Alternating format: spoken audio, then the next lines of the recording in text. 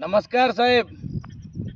हे कुठं गोवा वगैरे बीच नाहीये, समुद्रकिनार नाहीये. हे आमचं शेत आहे साहेब, शेत. याला आम्ही आमच्या नशिबाला दोष देऊ, यात तुम्ही सर्व काही करू शकत नाही. सर्वप्रथम तर मी ते सांगतो, हे नशीब आहे. आम्ही शेतकरी कुटुंबात जन्माला आलो. लावल्यापासून शेती सुरू करण्यापासून 70 वर्ष झाले. आम्हाला संकटेच आहे. हे अतिवृष्टीचं वर्ष आहे. सर्वत्र या 2-3 दिवसात खूप पाऊस झाला. कभी खुशी कभी गम असतं. पाऊस झाला, एक वेळ आम्हाला ओला दुष्काळ कधी पुरतो, कोरड्या दुष्काळापर्यंत. परंतु हे शेतकरी समजून घ्या साहेब.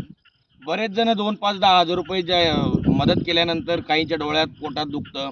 तुम्ही 2, 4, 5 हजाराची घोषणा केल्यावर तुम्हाला असं वाटतं आपण शेतकऱ्याला खूप काही दिलं. पण एक उदाहरण बघा, नांगरणी, रोटावेटर, कपाशीची सरी ओढणं, कपाशीचं बियाणं पाहिजे तेव्हा ते भेटत नाही वेळेवर, ब्लॅकमध्ये घ्यावं लागतं. त्याला 3 फवारण्या झाल्या, 2 खताचे डोस झाले, खुरपणी झाली, वखरणी झाली. आणि आता पदरी काय साहेब, तर बघून घ्या. यावर्षी तर माफ करा, आम्ही तुम्हाला तो खादीचा ड्रेस देऊ शकत नाही. तुम्हाला शपथ घ्यायला लागतो ना मंत्रिपदाची, कारण आता धागाच बनणार नाही तर ड्रेस तुमचा व्हायचा कुठून.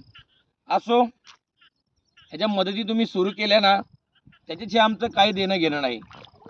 पण एवढ्या लाख संकटाला जाऊनही जो कापूस उरणार आहे, जे सोयाबीन उरणार आहे, त्याची कधी टॅली लावून, त्याची कधी चौकशी करून त्याला किती खर्च येतो आणि त्याचं उत्पन्न त्याच्यानंतर त्याला किती पैसे राहिले पाहिजे, कधी त्या शेतकऱ्याच्या जीवनाची बी कधी तुम्ही चौकशी करून बघा ना हो साहेब.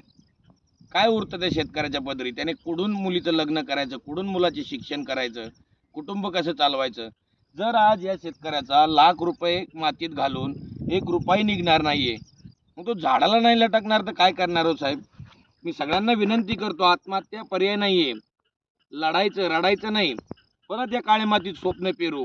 फक्त जे स्वप्न पेरतो ना साहेब आम्ही, त्याला योग्य भाव द्या, हमी भाव द्या. त्याला प्रोडक्शन कॉस्ट, जे खर्च किती येतो तो एकदा अभ्यास करा. हे जे तुम्ही बांधावर अधिकारी पाठवता ना, इन बिन 3 करून पाठवतात, त्यांना लाख रुपये पगार आहे. बरेचसे कृषी खाता असं आहे साहेब, त्यांना फक्त कागदावरची शेती चांगली वाटते हो, पण प्रत्यक्षात शेतकऱ्याचं काय जीवन असतं याच्याशी काय देणं घेणं नसतं.